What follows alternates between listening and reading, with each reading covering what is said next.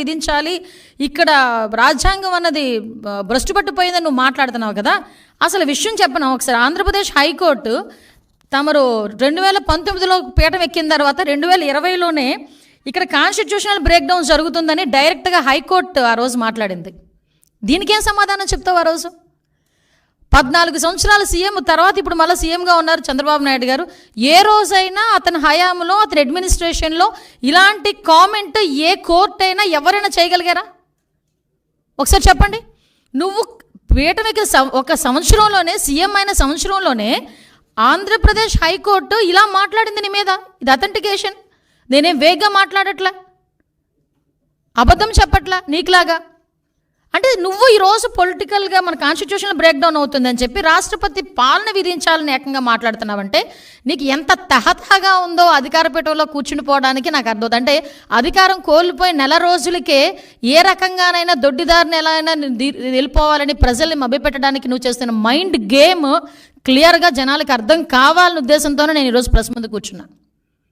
ఈరోజు ఎవడైనా పరామర్శకి వెళ్ళి అమ్మ ఎలా జరిగింది, ఎంతమంది పిల్లలు, ఏంటి నీ పోషణ ఏంటి, నా మనిషివి కదా, నీకు ఎంత కాంపన్సేషన్, పార్టీ నుంచి ఎంత కాంపన్సేషన్ ఇస్తాను, ఇలాంటివి మాట్లాడాలి.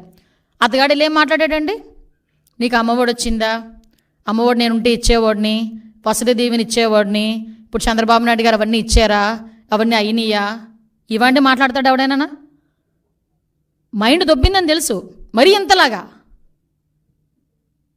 జగన్మోహన్ రెడ్డికి పరామర్శ అంటే నేను ఎందుకు క్లియర్గా ఎక్స్ప్లెయిన్ చేస్తున్నానంటే అతను పొలిటికల్గా ఒక ప్లాట్ఫామ్ గురించి ఎత్తుక్కుంటున్నాడు.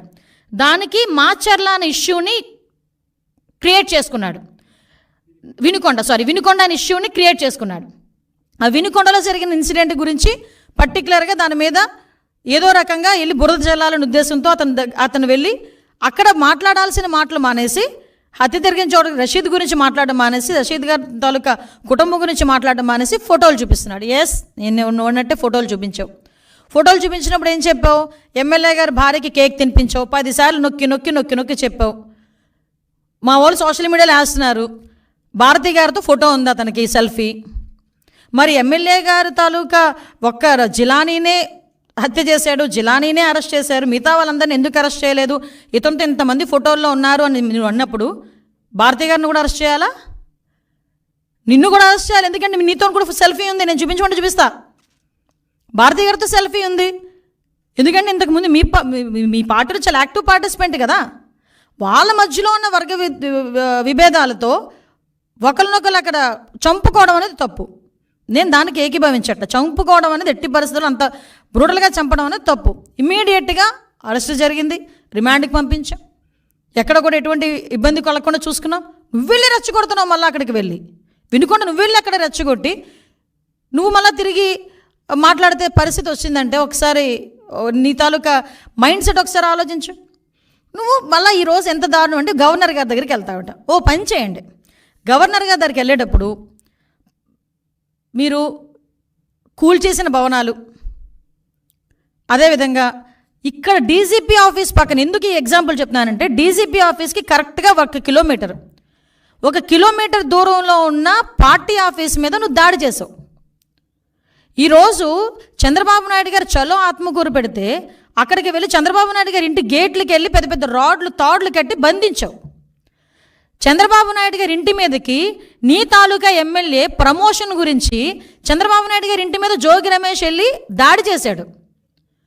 ఇలాంటి సంఘటనలు మా తోట చంద్రయ్య అనే బీసీ వ్యక్తిని జై జగన్ అన్నందుకు పీక కోసి చంపేశావు.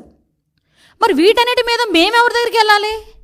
ఆ రోజు మేము వెళ్ళి ఉండాలి. ఆ రోజు ఇవన్నీ మేము ఆ రోజు ఇలాంటి సంఘటనలు ఎస్ మేము కూడా ఒక బుక్ వేసాం. ఆ రోజు జరిగిన సంఘటనలన్నీ నేను అథెంటికేషన్గా ఉమెన్ ప్రెసిడెంట్గా ఉండేటప్పుడు మహిళా కమిషన్ చైర్పర్సన్ దగ్గరికి వెళ్ళి అమ్మ ఇంతమంది మీద అఘాయిత్యాలు జరిగినాయి, ఇంతమంది మీద హత్యలు జరిగినాయి, విత్ క్రైమ్ నెంబర్స్ నేను తీసుకెళ్ళి ఇచ్చాను. నీ దగ్గర అలాంటి అథెంటికేషన్ ఏదైనా ఉందా? నీ దగ్గర అలాంటి ప్రూవ్ ఏమైనా ఉందా? తీసుకొచ్చి చూపించు.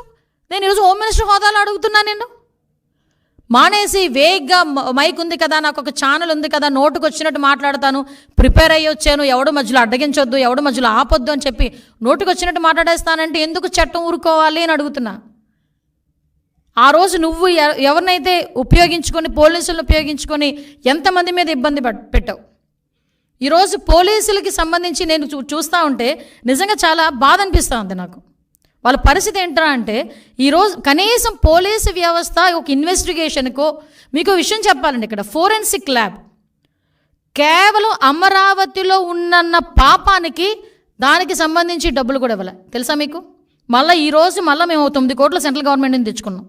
దానికి ఒక అమరావతిలో ఉన్నది అన్న ఒకే ఒక పాపానికి అమరావతిని కిల్ చేయాలి కాబట్టి అక్కడ జరిగే ఫోరెన్సిక్ ల్యాబ్ను కూడా మీరు కిల్ చేసేసావు. ఒక వెహికల్స్ లేవు, సీసీ కెమెరాస్ లేవు, మెయింటెనెన్స్ లేదు, ఈవెన్ ఫింగర్ అథెంటికేషన్ అది లేదు. వాటన్నిటికీ కూడా ఈరోజు అంటే అన్నీ కూడా నిర్వీర్యం చేసి కేవలం నీ దగ్గర నీ కాపలాకి 1000 మంది పోలీసులను ఇంటి దగ్గర పెట్టుకొని, నువ్వు రోడ్డు మీద వెళ్తే పరదాలు కట్టడానికి, నువ్వు రోడ్డు మీద వెళ్తే చెట్లు నరగడానికి, నువ్వు రోడ్డు మీదకి వెళ్తే బారికేడ్స్ చేయడానికి, నీకు కాపలా చేయడానికి మాత్రమే 5 సంవత్సరాలు పోలీసులను ఉపయోగించుకున్నావు. దాంతోపాటు టీడీపీ లీడర్స్ దగ్గర ఎవరు ఇంట్లోంచి బయటకు రాకుండా ఉండడానికి. ఈ నెల రోజుల్లో చంద్రబాబు నాయుడు గారు అవుట్డోర్ ప్రోగ్రామ్స్ ఎన్ని చేశారండి? ఎక్కడైనా పరదాలు కట్టారా? ఎక్కడైనా బ్యారికేడ్ వేసారా? ఏ వైఎస్ఆర్సీపీ లీడర్నైనా ఇంట్లో పెట్టి బంధించామా? ఎక్కడైనా ఎవరినైనా హౌస్ అరెస్ట్ చేసావా? మరి ఎందుకు నువ్వు ఆ రోజు అలా చేయలేకపోయావు? ఈరోజు చంద్రబాబు నాయుడు గారు డెలిబరేట్గా యాజ్ పర్ ప్రజాస్వామ్యం ప్రకారం అతను ఎక్కడికైనా వెళ్తున్నప్పుడు కూడా ఎక్కడ కూడా ప్రజలకు ఇబ్బంది లేకుండా చేసుకునే పరిస్థితి చేసుకుంటున్నారు. ఇందులో నువ్వు రాష్ట్రపతి పాలన ఎక్కడ అడుగుతావు? నువ్వు చైల్డ్ అబ్యూజింగ్స్ మాట్లాడుతున్నావు. నీ హయాంలో గురించి క్రిమినల్స్ ఏదైతే మహిళల మీద దాడులు, మహిళల మిస్సింగ్లు చూసుకుంటే క్రైమ్ రిపోర్ట్ ప్రకారం కూడా, నేషనల్ క్రైమ్ రిపోర్ట్ ప్రకారం కూడా చూసుకుంటే తమరి హయాంలో డబుల్ అయినాయి. చాలామందిని ఈ రోజుకి కూడా పట్టుకోలే. ఎగ్జాంపుల్ చెప్పమంటావా? రాజమండ్రి దగ్గర తమరందరూ కలిపి వెళ్ళి దిశ పోలీస్ స్టేషన్ ఓపెన్ చేసి ఆడవాళ్ళందరితో పాటు నువ్వు కూడా వెళ్ళి ఒక రిబ్బన్ కట్ చేసి వచ్చావు. ఆ రోజు సాయంత్రానికి గ్యాంగ్ రేప్ అయిన ఒక అమ్మాయిని ఆటోలో వదిలేస్తే ఈ రోజు వరకు ఆ నిందితులను పట్టుకోలేదు. అంతవరకు ఎందుకయ్యా? తాడేపల్లి నీ ఇంటి దగ్గర ఒక గ్యాంగ్ రేప్ జరిగితే కాబోయే భర్త ముందు భార్యని అత్యాచారం చేస్తే వెంకటరెడ్డి అన్నవాడిని ఈ రోజుకి కూడా పట్టుకోలేకపోయావు. ఆ రోజు 5 సంవత్సరాలు నీకు సరిపోలేదు. ఈరోజు ఎక్కడైనా జరిగిన ఏ ఇన్సిడెంట్లోనైనా చైల్డ్ అబ్యూజింగ్స్లో ఇమ్మీడియట్గా మేము అరెస్ట్ చేసి పోక్సో యాక్ట్ కింద వాళ్ళని లోపల పెట్టి రిమాండ్కి పంపించి ఇమీడియట్గా స్పెషల్ కోర్టులు కూడా ఏర్పాటు చేసి వాళ్ళకి అతి తొందరగా శిక్ష పడేటట్టు కూడా చంద్రబాబు నాయుడు గారు ఆదేశాలు జారీ చేశారు.